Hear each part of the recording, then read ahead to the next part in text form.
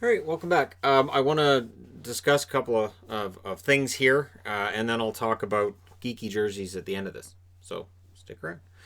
Um, the science is in on how long a body check lasts to the point where when they report on it, they go, that seems really quick. And this was reported on Sportsnet.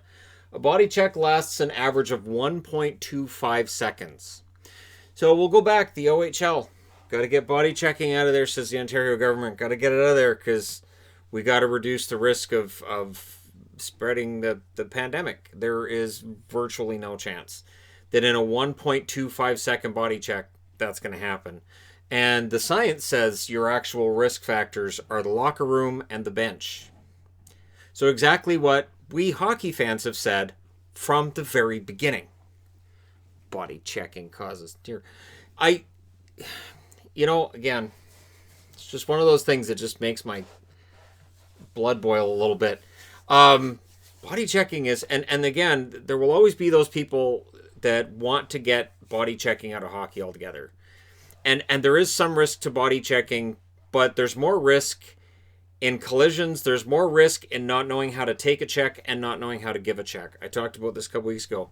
It's very risky as a hockey player not to know how to take one or give one. So it's more important that the kids learn this skill, players learn this skill, and practice this skill so that you see bone crunching hits over and over and over again, and very few of them end up resulting in an actual injury. You can see a game with 110 hits, and you think back and you go, well, I think one guy might have got hurt, but in general, most of them are pretty clean. And it's because it's a skill that's taught. And it is a skill. We talk a lot about players that go out there and they throw their bodies around and they might drop the gloves and punch and this and that. And you go, that's not a skill player. It's a skill because not everybody can do it. So, there's that. Anyways, I thought it would be fun too to put together an all UFA team and go, okay, so let's just analyze how many players are out there. And then I got to thinking of something else as well. So this is again just as a team. On the left side you have Duclair, Kovalchuk, Athanasiou, and Matt Martin. Martin has not yet been signed by the Islanders as of yet. There's a good chance he ends up going back to the Islanders, but it hasn't happened yet because they have no money. So Lou wants to figure out a way to get money to bring these guys back. Down the middle, Granlund, Howla, Soderberg, Broussard, and Boyle becomes kind of the extra forward here. So not a great top and center there, but some pretty decent second, third line options. And then on the right, you've got Hoffman, Perry, Sherry, and Melker Karlsson. And I've always been a fan of Melker Karlsson's. I'm actually kind of surprised he's out there, that he hasn't signed for a league minimum somewhere, but he's still available. That forward group counts for about 150 goals at the NHL level. Not too shabby. So about 150 roundabout. And then the blue line is a little thinner. Hamonic, Vatanen, Chara, Hainsey, Yannick Weber, and Eddie Green. It is an older group. There's a lot less depth there, and there really isn't an offensive force on that blue line, unless you count Vatanen as being on the two-way defense kind of aspect. And then in goal, you have Schneider, Howard, and Anderson.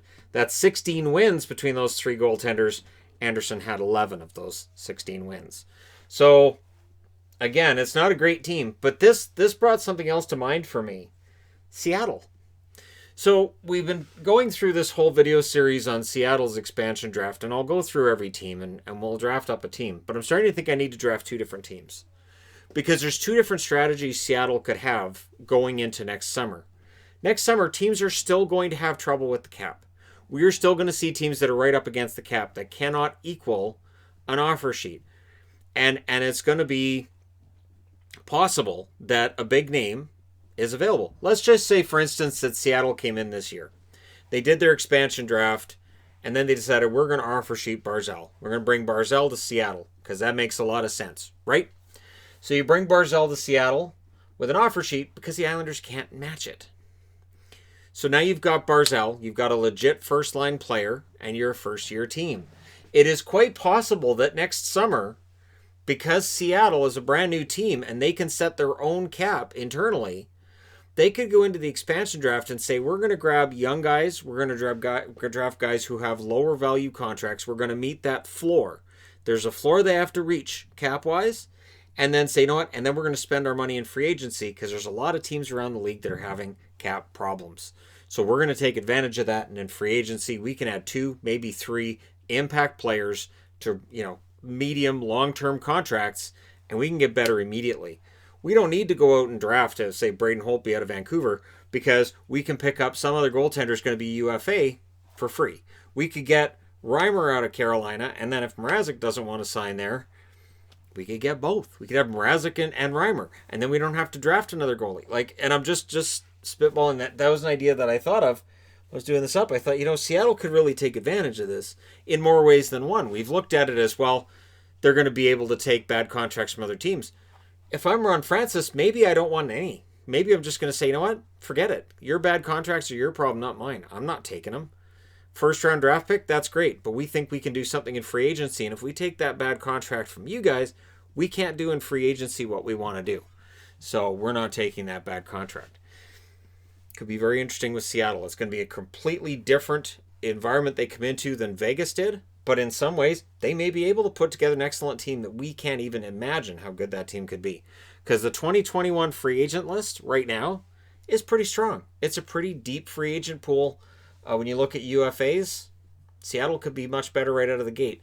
But again, when I do the expansion draft for Seattle, I'll do a team of if they want to be competitive right away, or if they want to save cap space and they want to make sure they've got that cap space. And then maybe with that one, I'll include the UFAs for 2021 and who might be interesting pickups for Seattle. And I would look at a goaltender. I would look at a top-notch defenseman, because you want to build from the net out. That's always the thinking with expansion. You start with your goaltending and your defense. You build out from there. So it's going to be an interesting upcoming year that way. So yeah, and that was just from me throwing up the UFAs and going, can I come up with a team? Yeah. Pretty good team of forwards. The defense, a little gray-bearded. And the goaltending, hold on to your hats. Now, I also wanted to discuss, I was going through some of the foreign leagues and some of the players there's been a lot of talk of a lot of players. I wanted to talk about Lukas Dostal, goaltender, who is the property of the Anaheim Ducks. They drafted him in the third round in 2018. He's 20 years of age. He's off to a great start in Finnish Liga. He's 9-0-1 with a 1.8 goals against average and a .938 save percentage. I've talked about Anaheim and their issues with, they haven't replaced Ryan Miller. Maybe this is going to end up being the answer.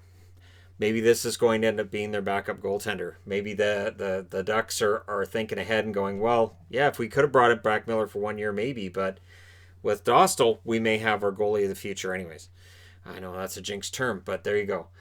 So we'll see whether or not he ends up coming over and proving himself in North America soon. Because those kinds of numbers, those are impressive. Even though, yes, the European leagues are a notch below the NHL when you look at the overall skill level, they're still pretty darn good, and Dostal's numbers are still absolutely excellent.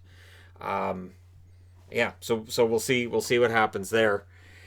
And so I wanted to talk about Geeky Jerseys as well. So they had a giveaway on Instagram, and they had a random result, and the random result was that I won the giveaway. So I won a free jersey for them. This is not the free jersey. I've had this for a while. I'm wearing this because it's Friday the 13th. So I thought now would be a good time to say, hey, so there's a contest coming up, and tie it into them. And I'm wearing my Newfoundland hat because why not?